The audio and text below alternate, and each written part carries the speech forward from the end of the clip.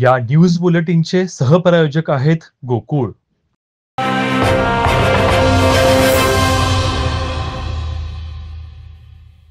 करवीर तालुक्यातील कुरुकली येथील डॉक्टर दिग्विजय पाटील यांनी 150 वारकऱ्यांना पंढरपूरच्या विठुरायाचे दर्शन स्वखर्चाने घडवून सामाजिक बांधिलकी जोपासली आहे।